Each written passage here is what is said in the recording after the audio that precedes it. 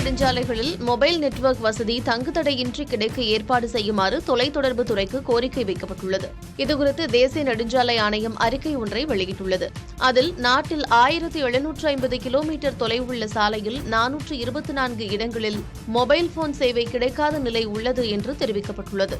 இந்த பிரச்சினையை விரைந்து சரி செய்யுமாறு தொலைத்தொடர்பு துறையை கேட்டுக் கொண்டுள்ளதாகவும் அதில் கூறப்பட்டுள்ளது. மேலும் விபத்து வாய்ப்புள்ள பகுதிகளில் பயணிகளுக்கு முன்கூட்டியே SMS முறையில் எச்சரிக்கை கொடுக்கவும் தேசிய நெடுஞ்சாலை ஆணையம் கேட்டுக் கொண்டுள்ளது.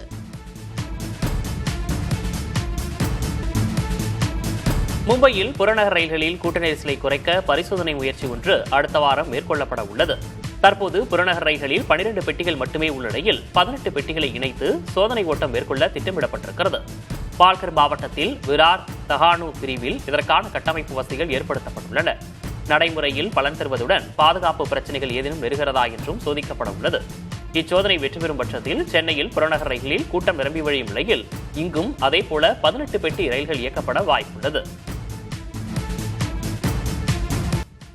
2025-26 நிதியாண்டின் முதல் 9 மாதங்களில் இந்திய ரயில்வே அதன் மூலதன செலவினத்தில் 80% மேலாக பயன்படுத்தியிருப்பது தெரியவந்துள்ளது. அதன்படி மொத்த பட்ஜெட் ஒதுக்கீடான 2,52,200 கோடி ரூபாயில் இதுவரை 2,03,138 கோடி ரூபாய் செலவிடப்பட்டுள்ளது.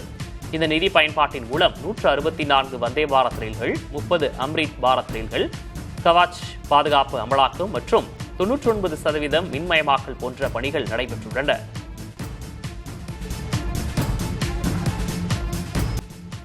கர்நாடகாவில் நீண்ட காலம் ஆட்சி செய்த முதலமைச்சர் என்ற பெருமையை சித்தராமையா பெற்றுள்ளார். தேவராஜ் அஸ் நீண்ட கால முதலமைச்சர் என்ற பெருமையை பெற்றிருந்த நிலையில் இன்று அச்சாதனை சித்தராமையா வசமாகியுள்ளது. சித்தராமையா கர்நாடகா முதலமைச்சர் பதவியில் 7 ஆண்டுகள் 240 நாட்களை தொட்டுள்ளார். காங்கிரஸ் கட்சியைச் சேர்ந்த இருவருமே தலா 2 முறை முதலமைச்சர்களாக இருந்துள்ளனர். மைசூருவில் நிகழ்ச்சி ஒன்றில் பேசிய சித்தராமையா தன்னையும் தேவராஜ் அரசையும் ஒப்பிட முடியாது என்றார். டெண்டுல்கரை விராட் கோலி முந்தியதுடன் இச்சாதனையை சித்தராமையா ஒப்பிட்டு பேசினார். இதுவரை 13 தேர்தல்களில் போட்டியிட்டுள்ளதாகவும் 16 பட்ஜெட்களை சமர்ப்பித்துள்ளதாகவும் அவர் தெரிவித்தார்.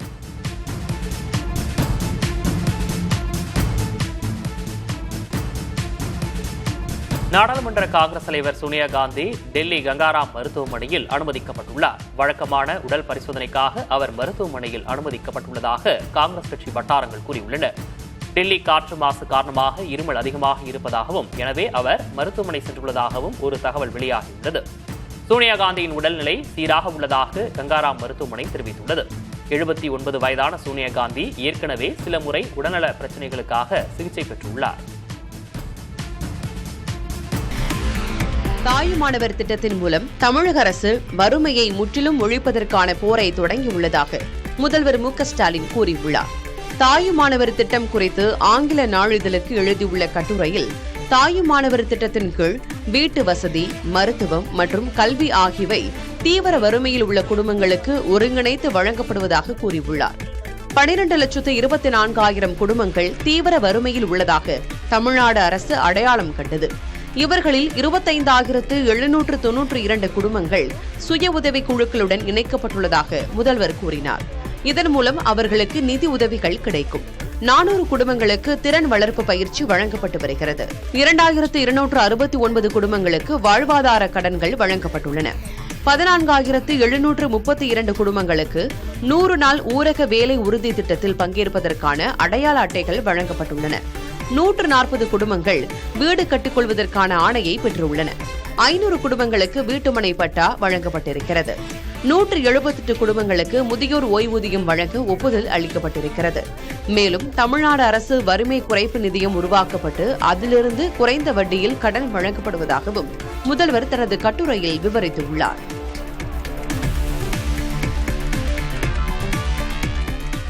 இசையமைப்பாளர் A.R. ரஹ்மான் பிறந்த நாளுக்கு முதல்வர் மு.க.ஸ்டாலின் வாழ்த்து தெரிவித்துள்ளார். எக்ஸ் தளத்தில் அவர் வெளியிட்ட பதிவில், இசையால் எல்லைகளை கடந்து 8 திக்கும் ஆளும் அன்பு இளவல் இசைப்புயல் என்று ரஹ்மானை புகழ்ந்துள்ளார். உங்களது இசையைப் போலவே நீங்களும் என்றும் இளமையோடும் துள்ளலோடும் திகழ்ந்து தொடர்ந்து பல சாதனைகளை படைத்திட விழைகிறேன் என்று முதல்வர் மு.க.ஸ்டாலின் A.R. ரஹ்மானை வாழ்த்தினார்.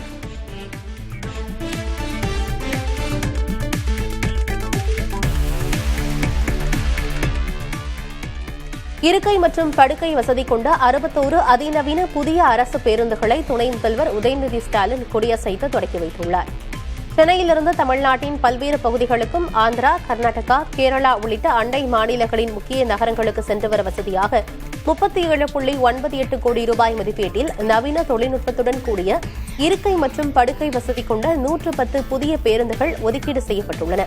முதற்கட்டமாக 61 புதிய பேருந்துகளின் இயக்கத்தை சென்னையில் நடைபெற்ற விழாவில் துணை முதல்வர் உதயநிதி ஸ்டாலின் தொடக்கி வைத்தார்.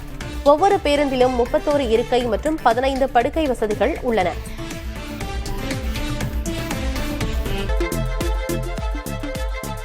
திருப்பரங்குன்றம் மலை உச்சி தூணில் தீபம் ஏற்ற வேண்டும் என உயர்நீதிமன்ற மதுரை அமர்வு உத்தரவிட்டுள்ளது. திருப்பரங்குன்றம் மலை உச்சி தூணில் தீபம் ஏற்ற நீதிபதி GR சுவாமிநாதன் பிறப்பித்த உத்தரவை எதிர்த்து தமிழக அரசு உள்ளிட்ட பல்வேறு தரப்பினர் சார்பில் மேல்முறையீடு செய்யப்பட்டுள்ளது.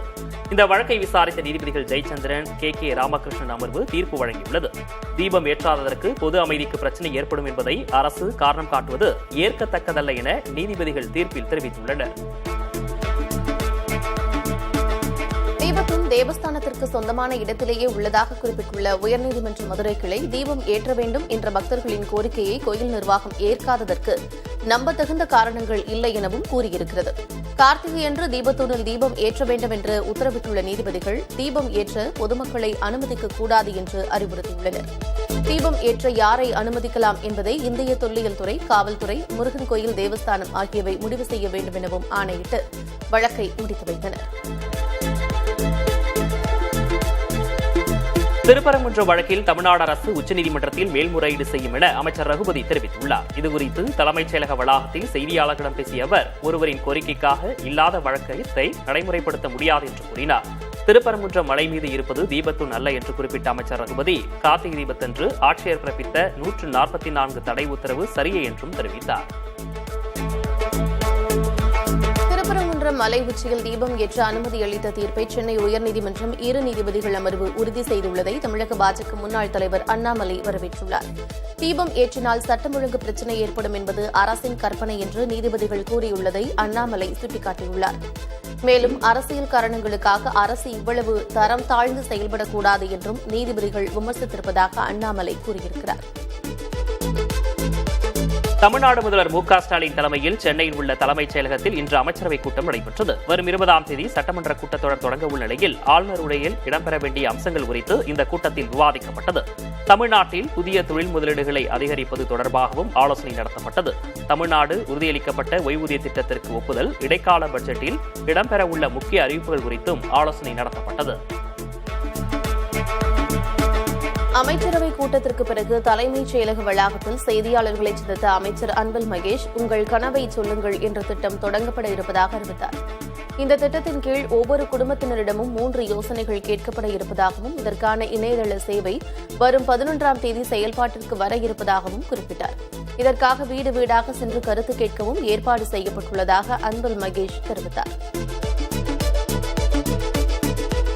தாயும் மாணவர் திட்டத்தின் மூலம் தமிழக அரசு வறுமையை முற்றிலும் ஒழிப்பதற்கான போரை தொடங்கியுள்ளதாக முதல்வர் MK ஸ்டாலின் கூறியுள்ளார். தாயும் மாணவர் திட்டம் குறித்து ஆங்கில நாளிதழுக்கு எழுதியுள்ள கட்டுரையில் தாயும் மாணவர் திட்டத்தின் கீழ் வீட்டு வசதி, மருத்துவம் மற்றும் கல்வி ஆகியவை தீவிர வறுமையில் உள்ள குடும்பங்களுக்கு ஒருங்கிணைத்து வழங்கப்படுவதாக கூறியுள்ளார். 12.24 லட்சம் குடும்பங்கள் தீவிர வறுமையில் உள்ளதாக தமிழ்நாடு அரசு அடையாளம் கண்டது. இவர்களில் 25,792 குடும்பங்கள் சுய உதவிக் குழுக்களுடன் இணைக்கப்பட்டுள்ளதாக முதல்வர் கூறியுள்ளார். திமுக அரசு 4 லட்சம் கோடி ரூபாய் ஊழல் செய்துள்ளதாக அதிமுக பொதுச் செயலர் எடப்பாடி K. பழனிசாமி குற்றம் சாட்டியுள்ளார். அதிமுக நிர்வாகிகளுடன் ஆளுநர் மாளிகைக்கு சென்ற K. பழனிசாமி அங்கு ஆளுநர் RN ரவியை சந்தித்து பேசினார். பின்னர் செய்தியாளர்களிடம் பேசிய அவர் திமுக அரசு மீது ஊழல் குற்றச்சாட்டுகளை அடுக்கியுள்ளார். ஒவ்வொரு துறையிலும் எத்தனை ஆயிரம் கோடி ரூபாய் ஊழல் என்பது குறித்த ஆதாரங்களை ஆளுநரிடம் கொடுத்துள்ளதாக எடப்பாடி K. பழனிசாமி தெரிவித்துள்ளார்.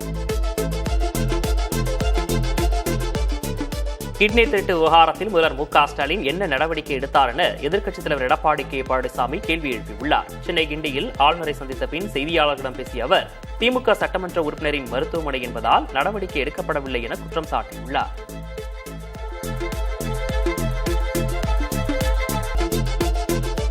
திமுக அரசு மீது எடப்பாடி K. பழனிசாமி ஊழல் புகார் கூறுவது வேடிக்கையானது என்று அமைச்சர் ரகுபதி விமர்சித்துள்ளார். சென்னையில் செய்தியாளர்களிடம் பேசிய அவர் திமுகவினர் சுத்தமானவர்கள் என்று கூறியுள்ளார். 10 ஆண்டு கால ஆட்சி காலத்தில் தமிழ்நாட்டை அதிமுக குட்டிச்சுவராக்கியதாக விமர்சித்துள்ள ரகுபதி, ஊழல் புகார்கள் என்று எதையும் எதிர்கொள்ள திமுக அரசு தயாராக இருப்பதாக தெரிவித்துள்ளார்.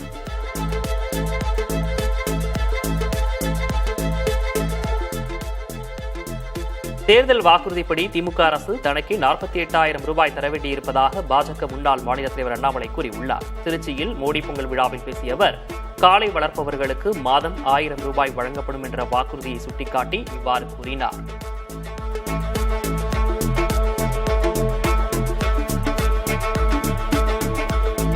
பங்கு தொடர்பாக காங்கிரஸ் திமுக இடையே வார்த்தை மோதல் வலுத்து வருகிறது. அதிகார பகிர்வு குறித்து பேச வேண்டிய நேரம் வந்துவிட்டது என காங்கிரஸ் எம்பி மாணிக்கம் தாகூர் கூறிய நிலையில் RSS குரலை அவர் எதிரொலிப்பதாக திமுக அயலக அணிச் செயலர் அப்துல்லா விமர்சித்திருந்தார். அதற்கு பதிலளித்த மாணிக்கம் தாகூர், RSS-ஐ நெஞ்சுக்கு நேராக எதிர்த்து நிற்பவர்கள் காங்கிரஸ்காரர்கள் என கூறியிருந்தார். இதனிடையே MP தேர்தல் முடிந்துவிட்டதாகவும் MLA யாரும் ஆட்சியில் பங்கு பற்றி கேட்கவில்லை என்றும் திமுக அமைப்பு செயலர் RS பாரதி கூறியிருந்தார். இந்நிலையில் அதற்கு பதிலளித்துள்ள மாணிக்கம் தாகூர், இது சரியான கூற்று அல்ல என்று குறிப்பிட்டு தங்கள் சட்டமன்ற காங்கிரஸ் தலைவர் ஆட்சியில் பங்கு கேட்டதாக வெளியான செய்தியை சுட்டிக்காட்டினார். தமிழகத்தில் அதிகார பகிர்வு குறித்து ராகுல் காந்தி மற்றும் மு க ஸ்டாலின் ஆகியோர் முடிவெடுப்பார்கள் என்று தமிழக காங்கிரஸ் கமிட்டி தலைவர் செல்வ பெருந்தகை தெரிவித்துள்ளார். சென்னை சத்தியமூர்த்தி பவனில் செய்தியாளர்களை சந்தித்த அவர் இவ்வாறு தெரிவித்தார். மேலும் காங்கிரஸ் MP மாணிக்கம் தாக்கூர் குறித்த கேள்விக்கு பதிலளித்த அவர், தமிழ்நாடு காங்கிரஸ் தலைமை தெளிவாக உள்ளதாக தெரிவித்தார். கரூரில் ஏற்பட்ட நெரிசலில் சிக்கி 41 பேர் உயிரிழந்த சம்பவத்தில் தாவேக தலைவர் விஜய்க்கு CBI சம்மன் அனுப்பியுள்ளதாக தகவல் வெளியாகியுள்ளது. கரூரில் கடந்த செப்டம்பர் மாதம் 27ஆம் தேதி தாவேக தலைவர் விஜய் பரப்புரை மேற்கொண்டார். அப்போது ஏற்பட்ட நெரிசலில் சிக்கி 41 பேர் உயிரிழந்தனர். இந்த வழக்கை CBI விசாரித்து வரும் நிலையில் வரும் 12ஆம் தேதி டெல்லியில் உள்ள CBI அலுவலகத்தில் விஜய் ஆஜராக சம்மன் அனுப்பப்பட்டுள்ளதாக கூறப்படுகிறது. கள்ளக்குறிச்சியில் மீண்டும் கள்ளச்சாராய விற்பனை தலை தூக்கியிருப்பதாக அமமுக பொதுச் செயலர் TTV தினகரன் குற்றம் சாட்டியுள்ளார். வெள்ளிரிக்காடு கிராமத்தில் கள்ளச்சாராயம் விற்பனை செய்து வந்தவர் கைது செய்யப்பட்டிருப்பது குறித்து பதிவிட்டுள்ள அவர், மாவட்ட நிர்வாகம் மற்றும் காவல்துறையின் அலட்சிய போக்கே கள்ளச்சாராய விற்பனை மீண்டும் தலை தூக்க காரணம் என்று கூறியுள்ளார். மாநில கல்விக் கொள்கையின் கீழ் உருவாக்கப்பட்டுள்ள 5ஆம் வகுப்பு வரைக்குமான பாடத்திட்டத்தின் தொடர்பாக பிப்ரவரி 10ஆம் தேதி வரை கருத்து கேட்கப்படும் என பள்ளிக்கல்வித்துறை அமைச்சர் அன்பில் மகேஷ் பொய்யாமொழி தெரிவித்துள்ளார். சென்னை புழல் பகுதியில் உள்ள அரசு பள்ளியில் 13 லட்சம் மதிப்பீட்டில் உருவாக்கப்பட்ட பல்வகை திறன் பூங்காவை அமைச்சர் திறந்து வைத்தார். பின்னர் பேசிய அவர், தற்போதைய காலகட்ட தொழில்நுட்பத்திற்கு ஏற்ற வகையில் பாடத்திட்டம் மாற்றி அமைக்கப்பட்டுள்ளதாக தெரிவித்தார். தமிழகத்தின் பல்வேறு மாவட்டங்களில் அங்கன்வாடி பணியாளர்கள் போராட்டத்தில் ஈடுபட்டனர். விழுப்புரம், நாமக்கல், ராணிப்பேட்டை, தேனி உள்ளிட்ட மாவட்டங்களில் நடைபெற்ற போராட்டத்தில் ஏராளமானோர் கலந்து கொண்டனர். அப்போது பணி நிரந்தரம், ஊதிய உயர்வு, ஓய்வூதியம் உள்ளிட்ட பல்வேறு கோரிக்கைகளை வலியுறுத்தி முழக்கமிட்டனர். தொடர்ந்து போராட்டத்தில் ஈடுபட்டவர்களை காவலர்கள் கைது செய்தனர்.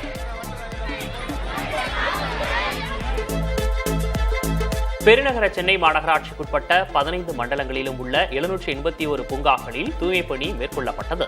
பூங்காக்களின் உட்புறம் தேங்கி கிடந்த காய்ந்த இலைகள் மற்றும் நடைபாதைகளில் இருந்த கழிவுகள் அனைத்தும் முழுமையாக அகற்றப்பட்டன. ஏற்கனவே பேருந்து நிறுத்தங்களில் தூய்மைப் பணிகள் முடிந்த நிலையில் இன்று பூங்காக்களில் இந்த பணிகள் நடைபெற்றன. மதுரை மாவட்டம் கொட்டாம்பட்டி பகுதியில் ஜல்லிக்கட்டு காளைகளுக்கு சலங்கை மணிகள் தயாரிக்கும் பணிகள் தீவிரமடைந்துள்ளன. சுமார் 40க்கும் மேற்பட்ட குடும்பங்கள் காளைகளுக்கான கழுத்து மணி, கால் சலங்கை மற்றும் மூக்கணாங்கயிறுகளை தயாரித்து வருகின்றன. இங்கு தயாராகும் சலங்கை மணிகள் பல்வேறு பகுதிகளில் விற்பனையாகின்றன. அவை 1500 ரூபாய் முதல் 21,000 ரூபாய் வரை விற்பனை செய்யப்படுவது குறிப்பிடத்தக்கது. வண்டலூர் உயிரியல் பூங்காவை கடந்த டிசம்பர் மாதத்தில் மட்டும் சுமார் 1,33,000 பேர் பார்வையிட்டுள்ளனர். அரையாண்டு விடுமுறையை முன்னிட்டு பார்வையாளர் எண்ணிக்கை அதிகரித்ததாக பூங்கா நிர்வாகம் சார்பில் தெரிவிக்கப்பட்டுள்ளது. மேலும் கூட்டத்தில் காணாமல் போன 15 குழந்தைகள் மற்றும் 50க்கும் மேற்பட்ட உடைமைகள் பத்திரமாக ஒப்படைக்கப்பட்டதாகவும் கூறப்பட்டுள்ளது. தென்கிழக்கு தென்கிழக்கு வங்கக்கடலில் நிலவி வரும் காற்றழுத்த தாழ்வு பகுதி அடுத்த 24 மணி நேரத்தில் தென்மேற்கு வங்கக்கடலில் காற்றழுத்த தாழ்வு மண்டலமாக வலுப்பெறக்கூடும் என்று இந்திய வானிலை ஆய்வு மையம் தெரிவித்துள்ளது. இதனைத் தவிர குமரிக்கடல் மற்றும் அதனை ஒட்டிய பகுதிகளின் மேல் வளிமண்டல கீழடுக்கு சுழற்சி நிலவுவதாகவும் கூறியுள்ளது. லட்சத்தீவு மற்றும் அதனை ஒட்டிய மத்திய கிழக்கு அரபிக்கடல் பகுதிகளின் மேல் மற்றொரு வளிமண்டல கீழடுக்கு சுழற்சி நிலவுவதாகவும் வானிலை ஆய்வு மையம் தெரிவித்துள்ளது.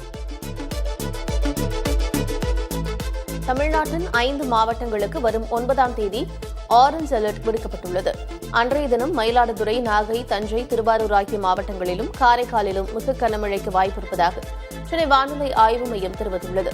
சிவகங்கை, திருச்சி, அரியலூர், கடலூர், விழுப்புரம், செங்கல்பட்டு ஆகிய மாவட்டங்களிலும் கனமழைக்கு வாய்ப்பிருப்பதாக தெரிவிக்கப்பட்டுள்ளது.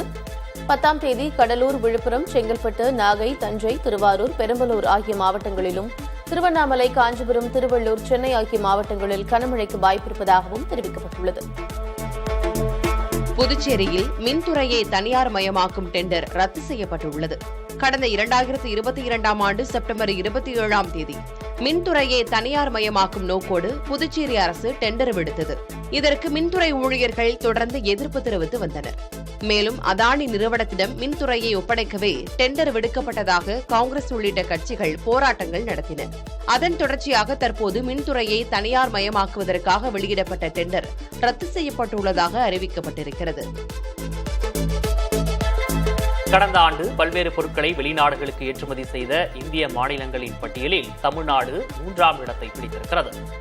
மத்திய வர்த்தகம் மற்றும் தொழில்துறை அமைச்சகம் வெளியிட்டுள்ள தரவுகளின்படி 2025ஆம் ஆண்டில் தமிழ்நாட்டிலிருந்து 3,34,881 கோடி ரூபாய் மதிப்பிலான பொருட்கள் ஏற்றுமதி செய்யப்பட்டுள்ளன.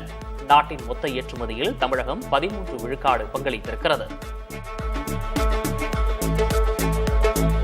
மும்பையில் புறநகர் ரயில்களில் கூட்ட நெரிசலை குறைக்க பரிசோதனை முயற்சி ஒன்று அடுத்த வாரம் மேற்கொள்ளப்பட உள்ளது. தற்போது புறநகர் ரயில்களில் 12 பெட்டிகள் மட்டுமே உள்ள நிலையில் 18 பெட்டிகளை இணைத்து சோதனை ஓட்டம் மேற்கொள்ள திட்டமிடப்பட்டுள்ளது. இந்த சோதனை வெற்றி பெறும் பட்சத்தில் சென்னையில் புறநகர் ரயில்களில் கூட்டம் நிரம்பி வழியும் நிலையில் இங்கும் அதேபோல 18 பெட்டி ரயில்கள் இயக்கப்பட வாய்ப்பிருக்கிறது. நாடாளுமன்ற காங்கிரஸ் தலைவர் சோனியா காந்தி டெல்லி கங்காராம் மருத்துவமனையில் அனுமதிக்கப்பட்டுள்ளார். வழக்கமான உடல் பரிசோதனைக்காக அவர் மருத்துவமனையில் அனுமதிக்கப்பட்டுள்ளதாக காங்கிரஸ் கட்சி வட்டாரங்கள் கூறியுள்ளன. டெல்லி காற்று மாசு காரணமாக இருமல் அதிகமாக இருப்பதாகவும் எனவே அவர் மருத்துவமனை சென்றுள்ளதாகவும் ஒரு தகவல் வெளியாகியுள்ளது. சோனியா காந்தியின் உடல்நிலை சீராக உள்ளதாக கங்காராம் மருத்துவமனை தெரிவித்துள்ளது. கர்நாடகாவில் நீண்ட காலம் ஆட்சி செய்த முதலமைச்சர் என்ற பெருமையை சித்தராமையா பெற்றுள்ளார். தேவராஜ் அஸ் நீண்ட கால முதலமைச்சர் என்ற பெருமையை பெற்றிருந்த நிலையில் இன்று அச்சாதனை சித்தராமையா வசமாகியுள்ளது. சித்தராமையா கர்நாடகா முதலமைச்சர் பதவியில் 7 ஆண்டுகள் 240 நாட்களை தொட்டுள்ளார். காங்கிரஸ் கட்சியைச் சேர்ந்த இருவருமே தலா 2 முறை முதலமைச்சர்களாக இருந்துள்ளனர்.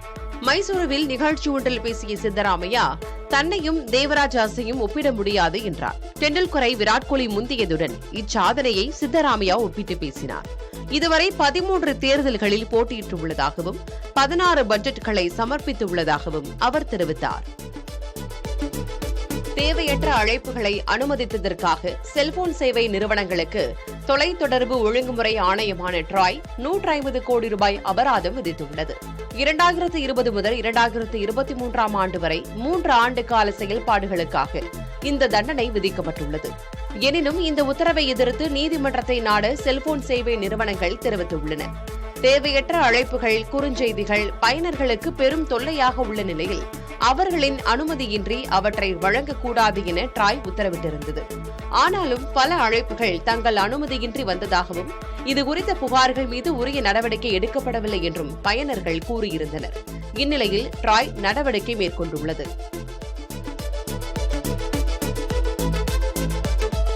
மிசோரமில் புதிய வகை பாம்பு இனம் கண்டறியப்பட்டுள்ளது. மிசோரம் மாநில விஞ்ஞானிகள் ரஷ்யா, ஜெர்மனி மற்றும் வியட்நாம் நாட்டு ஆராய்ச்சியாளர்களுடன் இணைந்து ஆய்வில் ஈடுபட்டனர். இதில் ரீட் என்ற புதிய வகை பாம்பு கண்டறியப்பட்டது. இதற்கு ஆராய்ச்சியாளர்கள் கலமரியா மிசோரமென்சிஸ் என்று பெயரிட்டுள்ளனர். உடல் அமைப்பு சார்ந்த ஆய்வுகள் மற்றும் DNA பகுப்பாய்வு மூலம் இந்த பாம்பு புதிய இனத்தைச் சேர்ந்தது என்று உறுதி செய்யப்பட்டுள்ளது. பீகார் முதல்வர் நிதிஷ்குமார் போல் பழனிசாமியும் பிடிவாதத்தை கைவிட வேண்டும் என அதிமுக முன்னாள் அமைச்சர் வேலுமணியிடம் மத்திய உள்துறை அமைச்சர் அமித்ஷா வலியுறுத்தியதாக தகவல் வெளியாகியுள்ளது. பீகார் முதல்வர் நிதிஷ்குமார் தனது தனிப்பட்ட விருப்பங்களை ஒதுக்கி வைத்துவிட்டு சிராக் பஸ்வான் உள்ளிட்டோரை கூட்டணியில் சேர்த்ததால் வெற்றி சாத்தியமானதாக சுட்டிக்காட்டிய அமித்ஷா, எடப்பாடி பழனிசாமியும் தனது பிடிவாதத்தை தளர்த்திக் கொண்டு பன்னீர்செல்வம், தினகரன் ஆகியோரை கூட்டணியில் சேர்க்க முன்வர வேண்டும் என வலியுறுத்தியதாக தகவல் வெளியாகியுள்ளது. உபா வழக்குகளில் விசாரணை தொடங்க தாமதமாவதை வைத்து பிணை வழங்க முடியாது என்று உச்சநீதிமன்றம் தெரிவித்திருக்கிறது. டெல்லி கலவர வழக்கில் உமர் காலித் மற்றும் ஷர்ஜீல் இமாம் ஆகியோருக்கு பிணை மறுத்த உத்தரவில் நீதிபதிகள் இவ்வாறு தெரிவித்திருக்கிறார்கள். தனிநபர் சுதந்திரம் மற்றும் நாட்டின் பாதுகாப்பு ஆகிய இரண்டையும் நீதிமன்றம் சமநிலைப்படுத்த வேண்டும் என்றும், விசாரணை தாமதத்தின் அடிப்படையில் பிணை வழங்குவது நாடாளுமன்றம் இயற்றிய சிறப்பு சட்டத்தின் நோக்கத்தையே சிதைத்துவிடும் எனவும் நீதிபதிகள் குறிப்பிட்டனர். உமர் காலித்துக்கும் ஷர்ஜில் இமாமுக்கும் பிணை மறுக்கப்பட்டது அரசியல் விவாத பொருளாகி இருக்கிறது. விசாரணை நடத்தப்படாமல் காலித் உமர் சிறையில் இருக்கிறார் என்றும், பிணை என்பது விதி, சிறை என்பது விதிவிலக்கு என்ற கோட்பாடு குறிப்பிட்ட நபர்களுக்கு மட்டும் பொருந்தாதது ஏன் என்றும் மார்க்சிஸ்ட் எம்பி ஜான் பிரிட்டாஸ் கேள்வி எழுப்பியுள்ளார். மறுபுறம் பாலியல் வன்கொடுமை வழக்கில் தண்டனை பெற்ற ராம் ரஹீம் 8 ஆண்டுகளில் 15 முறை பரோல் வழங்கப்பட்டிருப்பதாகவும் அவர் சுட்டிக்காட்டினார். இந்தியாவின் முக்கிய 7 நகரங்களில் விற்பனையாகாத வீடுகளின் எண்ணிக்கை 4% அதிகரித்துள்ளதாக அனராக் என்ற நிறுவனம் நடத்திய ஆய்வில் தெரியவந்துள்ளது. 2025ஆம் ஆண்டில் டெல்லி, மும்பை, சென்னை உள்ளிட்ட 7 நகரங்களில் மொத்தம் 5,76,617 வீடுகள் விற்பனையாகாமல் உள்ளதாக கூறப்படுகிறது. குறிப்பாக சென்னையில் விற்பனையாகாத வீடுகளின் எண்ணிக்கை 18% உயர்ந்துள்ளதாகவும், 33,434 வீடுகள் விற்பனையாகாமல் தேக்கமடைந்துள்ளதாகவும் தெரிவிக்கப்பட்டுள்ளது. இந்திய ஒலிம்பிக் சங்கத்தின் தலைவராக இருந்து வரும் முன்னாள் மத்திய அமைச்சருமான சுரேஷ் கல்மாடி காலமானார். 81 வயதான அவர் சில மாதங்களாக உடல்நலம் இல்லாமல் இருந்த நிலையில் புனேவில் உள்ள இல்லத்தில் காலமானார். இந்தியாவில் விளையாட்டு நிர்வாகத்துறையில் 20 ஆண்டுகளுக்கு மேலாக பல்வேறு முக்கிய பதவிகளை வகித்தவர் கல்மாடி. விமானப்படை விமான ஓட்டியாக வாழ்க்கையை தொடங்கிய இவர் 1965இல் சீனாவுடனான போரில், 1971இல் பாகிஸ்தானுடனான போரிலும் பங்கேற்றுள்ளார்.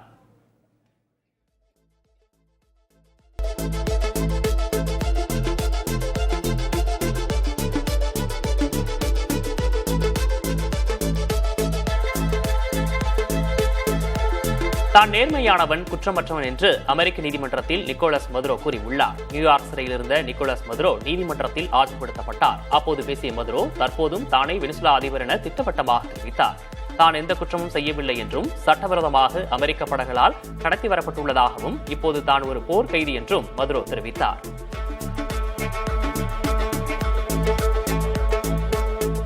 ஜப்பானில் 6.2 ரிக்டர் அளவில் நிலநடுக்கம் ஏற்பட்ட நிலையில் அதைத் தொடர்ந்து சிறிய அளவில் அடுத்தடுத்து நிலநடுக்கங்கள் ஏற்பட்டுள்ளன. சுகோகு பகுதியில் நிலநடுக்கத்தின் போது கண்காணிப்பு கேமராவில் பதிவான காட்சிகள் வெளியாகியுள்ளன. ஷிமானே அணுமின் உற்பத்தி நிலையத்திற்கு எந்த பாதிப்பும் இல்லை என்றும், வழக்கம் போல் இயங்குவதாகவும் அதிகாரிகள் தெரிவித்தனர்.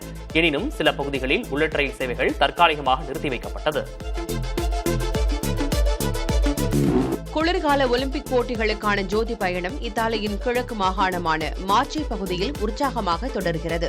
கிரேக்கத்தின் ஒலிம்பியாவில் ஏற்றப்பட்ட இந்த ஒலிம்பிக் சுடர் ரோம் நகரின் புகழ்பெற்ற மைதானத்திலிருந்து புறப்பட்டு தற்போது இத்தாலியின் 110 மாகாணங்களை கடந்து சுமார் 12,000 கிலோமீட்டர் பயணிக்க உள்ளது. வரும் பிப்ரவரி மாதம் மிலன் மற்றும் காட்டினா நகரங்களில் தொடங்கவுள்ள இந்த விளையாட்டு பெருவிழாவிற்கான எதிர்பார்ப்பு இந்த ஜோதி பயணத்தின் மூலமாக உலகெங்கும் தற்போதே களை கட்ட தொடங்கியுள்ளது. உலகின் மிகப்பெரிய பனி திருவிழாவான ஹார்பின் சர்வதேச பனிக்கட்டி திருவிழா சீனாவில் வான வேடிக்கைகளோடு கோலாகலமாக தொடங்கியது. பல அடி உயரமுள்ள பனிக்கட்டி கோட்டைகள், உலக புகழ்பெற்ற கட்டடங்களின் பனி சிற்பங்கள் மற்றும் கண்கவர் மின்விளக்கு அலங்காரங்கள் பார்வையாளர்களை வெகுவாக கவர்ந்துள்ளன. உறைபனி குளிரையும் பொருட்படுத்தாமல் ஆயிரக்கணக்கான சுற்றுலா பயணிகள் குவிந்து வருகின்றனர். இந்த ஆண்டு டிராகன் மற்றும் சீன பாரம்பரிய கலைகளை மையமாக கொண்ட பிரம்மாண்ட சிற்பங்கள் சிறப்பம்சமாக அமைந்துள்ளன. திமுக அரசு 4 லட்சம் கோடி ரூபாய் ஊழல் செய்திருப்பதாக அதிமுக பொதுச் செயலர் எடப்பாடி கே. பழனிசாமி குற்றம் சாட்டியுள்ளார். அதிமுக நிர்வாகிகளுடன் ஆளுநர் மாளிகைக்கு சென்ற கே. பழனிசாமி அங்கு ஆளுநர் RN ரவியை சந்தித்து பேசினார். பிறகு செய்தியாளர்களிடம் பேசிய அவர் திமுக அரசு மீது ஊழல் குற்றச்சாட்டுகளை அடுக்கியுள்ளார். ஒவ்வொரு துறையில் எத்தனை ஆயிரம் கோடி ரூபாய் ஊழல் என்பது குறித்த ஆதாரங்களை ஆளுநரிடம் கொடுத்துள்ளதாக எடப்பாடி கே பழனிசாமி தெரிவித்தார். ஊழல் நடைபெற்ற என்னென்ன ஆதாரங்கள் வேணுமோ அதையெல்லாம் நாங்கள் கொடுத்திருக்கின்றோம். இந்த புத்தகத்தில் முழுமையான விவரங்கள் நாங்கள் கொடுத்திருக்கிறோம். நான் குறிப்பிட்ட துறைகளில் ஒவ்வொரு துறையிலும் எத்தனை ஆயிரம் கோடி ஊழல் நடைபெற்றது என்ற விவரம் முழுமையாக இந்த புத்தகத்தில் இடம்பெற்றிருக்கிறது, ஆதாரத்தோடு இடம்பெற்றிருக்கின்றது. இதை மாண்புமிகு மேதகு ஆளுநருக்கு கொடுத்திருக்கிறோம். ஆளுநர் அவரிடத்திலும் கோரிக்கை வைத்திருக்கின்றோம். இந்த 4.5 ஆண்டு காலத்தில் பல்வேறு துறைகளில் நடைபெற்ற 4 லட்சம் கோடியை இதை ஒரு விசாரணை கமிஷன் அமைத்து விசாரிக்க வேண்டும். இந்த விசாரணை கமிஷனுக்கு உச்சநீதிமன்ற ஓய்வு பெற்ற நீதிபதியை நியமிக்க வேண்டும் என்று கோரிக்கை வைத்திருக்கின்றோம்.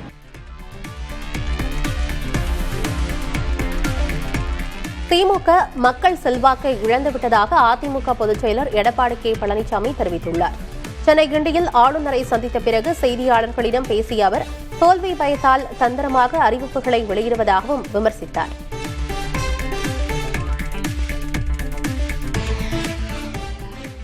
மக்கள் படுகின்ற கஷ்டத்தை பார்த்து கொடுக்கல. வருகின்ற சட்டமன்ற தேர்தலில் திராவிட முன்னேற்ற கழகத்துக்கு மக்களுடைய செல்வாக்கு இழந்து விட்டார்கள். தோல்வி பயம் வந்துட்டது. அதில் எப்படியெல்லாம் இந்த மக்களை ஏமாற்றி விஞ்ஞான முறையில் அவருடைய வாக்குகளை பெறுவதற்கு தான் தந்திரமா இந்த ஸ்டாலின் அவர்கள் இந்த அறிவிப்பை வெளியிட்டிருக்காங்க. அதன் அடிப்படையில் தான் குடும்ப அட்டைக்கு இன்றைய தினம் 3000 ரூபாய் அறிவிச்சிருக்காங்க. எடப்பாடி பழனிசாமி மீது 1000 குற்றச்சாட்டுகள் இருக்கும்போது மற்றவர்கள் மீது அவர் ஊழல் குற்றச்சாட்டு சுமத்தலாமா என தமிழக காங்கிரஸ் கமிட்டி தலைவர் செல்வ பெருந்தகை விமர்சித்துள்ளார். சென்னை சத்தியமூர்த்தி பவனில் செய்தியாளர்களை சந்தித்த அவர் எடப்பாடி பழனிசாமி உள்ளிட்டோர் மீது முதல்வர் ஏன் நடவடிக்கை எடுக்கவில்லை எனவும் கேள்வி எழுப்பினார். பொதுப்பணித்துறை நெடுஞ்சாலைத்துறை அமைச்சராக இருக்கும்போது உச்சநீதிமன்றம் நீதிமன்றங்கள்லாம் விசாரிக்கணும்னு சொன்னாங்க. எதுக்கு உச்சநீதிமன்றத்தில் போயிட்டு தடை ஆணை வாங்கினாரு? இப்போ அது மாதிரி தலைவர் போயிட்டு இவங்க மேல ஊழல் அவங்க மேல ஊழல்னு குற்றச்சாட்டு சொல்லலாமா? நான் மேலேயும் 1000 குற்றச்சாட்டு இருக்கு. எனக்கு ஒரே ஒரு வருத்தம் தான் தமிழ்நாடு அரசு மேலேயும் மாண்புமிகு முதலமைச்சர் மேலேயும். ஏன் இவர்கள் மீதெல்லாம் இதுவரை நடவடிக்கை எடுக்காம இருந்தாருன்னு தான் தெரியல.